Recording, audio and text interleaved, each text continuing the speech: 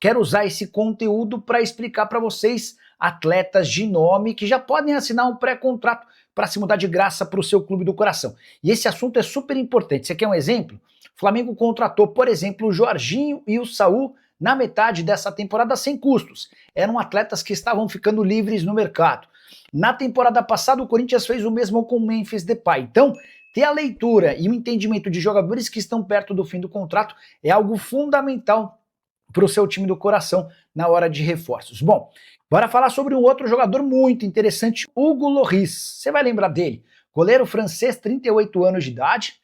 O vínculo dele com o Los Angeles FC se encerra no fim dessa temporada e, embora exista a possibilidade da prorrogação automática do vínculo, até esse momento não houve um acordo entre as partes. O Lloris é aquele mesmo, goleiro de seleção francesa que disputou, integrou a seleção francesa em Copa do Mundo e que durante muito tempo jogou no Tottenham. Vive sua segunda temporada no futebol dos Estados Unidos, seria titular absoluto em qualquer clube do futebol brasileiro. Bora mudar de assunto, bora mudar de categoria. Tava falando dos muito bons jogadores, agora eu vou falar de atletas em boa fase. Começando por Everton Ribeiro. Meio atacante, 36 anos de idade, jogador do Bahia, já esteve recentemente nos planos do presidente do dono da SAF do Cruzeiro, Pedro Lourenço. O vínculo do Everton Ribeiro se encerra em 31 de dezembro lá no Tricolor e não houve até esse momento a extensão do contrato. Nessa temporada, o Everton Ribeiro soma 52 jogos, com 3 gols e 6 assistências. Importante registrar que com a camisa do Bahia, ele é dono do maior salário do elenco e um dos mais bem pagos do país, cerca de 2 milhões de reais por mês. Quero falar agora sobre Reinaldo. Não há um lateral esquerdo no futebol brasileiro que tenha marcado tantos gols quanto o Reinaldo em 2025. Somente no Campeonato Brasileiro ele é autor de 9 gols. Vive grande fase com a camisa do Mirassol. Mirassol está tentando prorrogar o contrato do Reinaldo, que pediu para que o time do interior de São Paulo aguarde um pouco. Reinaldo quer saber o que pode aparecer de proposta no futebol brasileiro. Atleta mais veterano, 36 anos de idade, indo para o fim da carreira, mas vivendo fase espetacular. E o Mirassol soube aproveitar o melhor do Reinaldo, que é a parte ofensiva. Então, apesar de ser um lateral esquerdo, ele atua com muita liberdade para jogar. Ainda que o lateral direito suba muito menos. O time que quiser contratá-lo vai precisar entender que essa mecânica tem funcionado bem. Se o Reinaldo tiver a obrigação de fazer a função de um lateral comum, dificilmente vai render nesse nível. Agora de falar sobre Edenilson, volante que veste a camisa do Grêmio, outro que também vive fase bem legal. Foi dele, inclusive, o gol no empate 1-1 contra o Santos na Vila Belmiro. Ele abre o placar e o Santos consegue o gol do empate no segundo tempo. Temporada atual do Edenilson no Grêmio, de 39 partidas, 5 gols e 7 assistências. Ele tem 12 participações em gol, é titular absoluto. Desde a chegada do técnico Mano Menezes, o contrato se encerra em 31 de dezembro e até esse momento não houve acordo entre as partes. Quero falar agora sobre posição por posição, começando obviamente com goleiros. Quero registrar aqui Marcelo Lomba, goleiro que pertence ao Palmeiras, fica somente até dezembro. O Palmeiras inclusive já contratou o seu segundo goleiro, Carlos Miguel. Everton e Carlos Miguel vão disputar a posição e o Lomba será oficialmente desligado do Palmeiras em dezembro. Ele quase se mudou para o Fluminense na metade do ano, o negócio não aconteceu porque o Palmeiras não conseguiu avançar na contratação do Gabriel Grando. Importante registrar que o Lomba, com 38 anos de idade, esteve em campo em apenas 4 jogos na atual temporada. Não faz parte dessa lista de jogadores cujo contrato se encerra em dezembro, mas só para registrar o goleiro Jean, aquele mesmo ex-São Paulo, Atlético Goianiense, Vitória, e que tinha vínculo com o Cerro Porteño até julho. Ele está livre no mercado, acabou não fechando com qualquer outro clube e segue numa condição de desempregado. Bora falar agora sobre laterais direitos, começando com Samuel Xavier. Eu gosto do Samuel Xavier. 35 anos de idade, temporada de 42 jogos, 5 gols e 3 assistências com a camisa do Fluminense. Não é mais titular absoluto como em outros tempos, mas segue deixando boa impressão com 42 jogos, mesmo aos 35 anos de idade. Renzo Saravia, lateral direito, argentino, 32 anos de idade, pertence ao Galo, 18 partidas no ano, sem gol e sem assistência. Havia sido contratado em 2023 pelo Atlético junto ao Botafogo. Antes tinha tido passagens por Internacional e Porto. Só para completar a lista de laterais direitos, Santiago Arias, lateral colombiano, 33 anos de idade, currículo grande. Na atual temporada são 28 jogos, 1 gol e 1 assistência, jogador que passou por Atlético de Madrid, PSV, Bayer Leverkusen, além de titular durante muito tempo, vestindo a camisa da seleção do seu país. Gostaria que você fosse usando o espaço para comentário para registrar quais desses jogadores que eu estou citando caberiam no seu clube do coração. Vai anotando aí para depois fazer um comentário bem interessante, beleza? Você sabia que Memphis Depay foi convocado pela seleção holandesa? Aí você que está mais atento deve ter lembrado, mas espera aí, o Memphis não está machucado? Pois é. Ainda assim, ele foi chamado para as partidas contra Malta e Finlândia nos dias 9 e 12 de outubro. E o mais curioso vem agora, existe uma possibilidade real de o Memphis Depay voltar a jogar apenas na data FIFA pela seleção holandesa, com a lembrança de que ele se contundiu depois de 2 jogos pela seleção do seu país, e um deles ele marca 2 gols e se torna o maior artilheiro da história da seleção holandesa, volta para o Brasil, entra em 45 minutos do jogo contra o Atlético Paranaense e sai reclamando de um desconforto muscular, que parecia naquele momento uma lesão pouco grave, que lhe permitiria voltar em 5 dias e 1 semana, nada disso.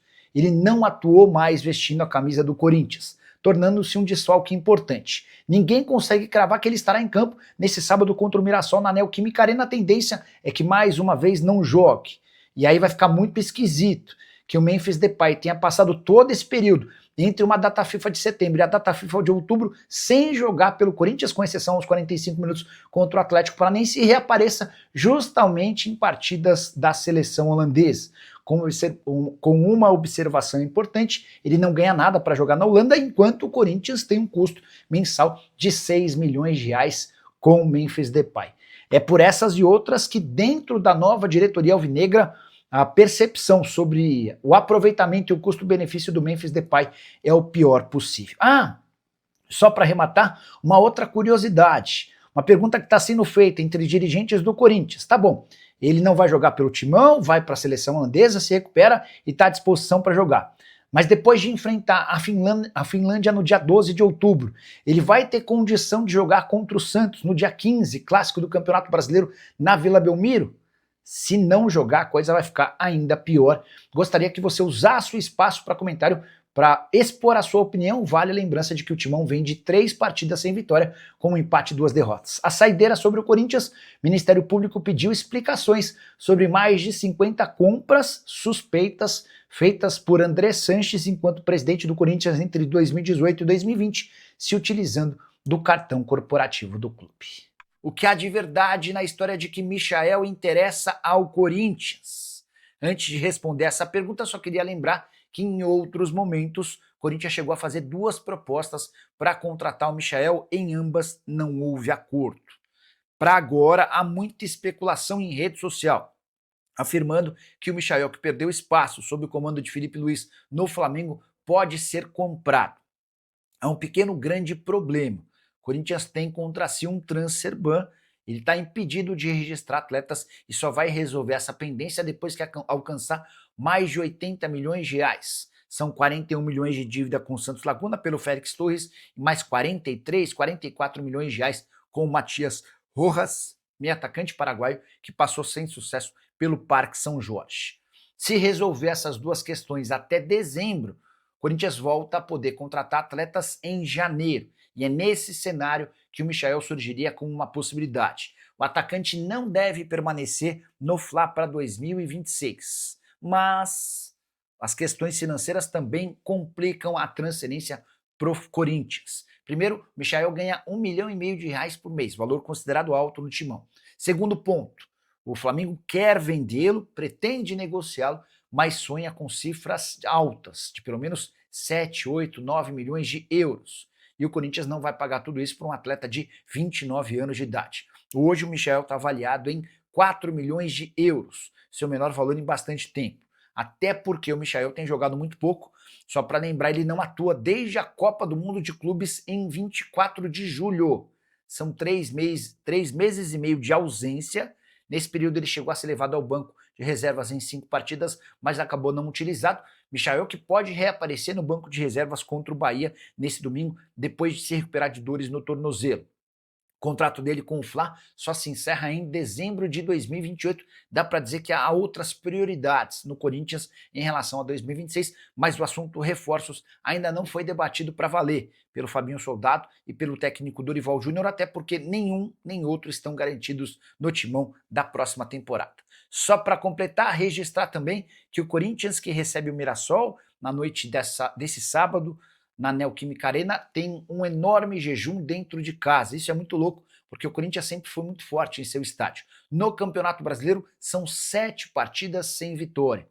Quase 5 meses de frustrações. Nesses 7 jogos são 4 empates contra Vitória, Cruzeiro, Fortaleza e Palmeiras, e mais 3 derrotas para Red Bull Bragantino, Bahia e Flamengo, e apenas em jogos do Campeonato Brasileiro, tá? Na Copa do Brasil, o Corinthians andou vencendo dentro de casa, mas no Brasileiro são 7 partidas consecutivas sem triunfo, o que ajuda a explicar a 13ª colocação alvinegra no Campeonato Brasileiro.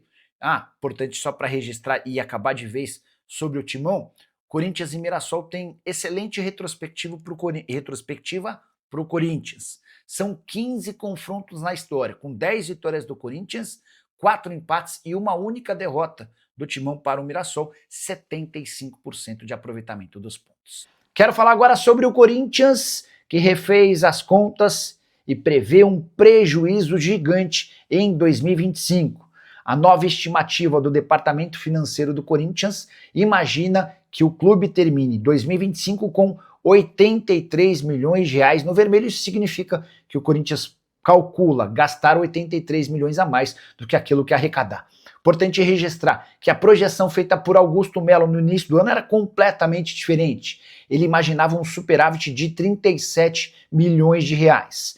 E o Corinthians precisou refazer suas contas porque percebeu que as projeções feitas pelo Augusto eram completamente fora da realidade, de alguém fora da órbita, talvez em Marte, em Júpiter, na Lua ou em qualquer outro lugar. Só para vocês entenderem, a diferença entre o que foi projetado pelo Augusto e o que está sendo projetado pela nova diretoria é de 120 milhões de reais. O CD, o Conselho Deliberativo do Corinthians, vota na segunda-feira todas essas alterações que eu vou passar a partir de agora. Gastos com o pessoal saltaram de 345 milhões, projeção do Augusto, para 492 milhões de reais. Já as vendas de atletas, que estavam previstas pelo Augusto em 240 milhões, vão girar na casa dos 88 milhões, de acordo com a nova diretriz da diretoria comandada por Osmar Stab. Juros da dívida, 209 milhões de reais. Já os patrocínios, o Augusto imaginava ser capaz de faturar 211 milhões de reais. A nova diretoria estipula uma arrecadação com patrocínios na ordem de 174 milhões de reais. E você, torcedor corintiano, que está achando da nova gestão de Osmar Stabile e companhia, já usa o espaço para comentário para registrar sua opinião. Só não esquece de deixar like, de se inscrever no canal. Agora te falar sobre o Corinthians, que foi condenado pela 6ª vez nos últimos meses pela FIFA. O novo caso tem a ver com o Charles, volante contratado na temporada passada do Midland, da Dinamarca.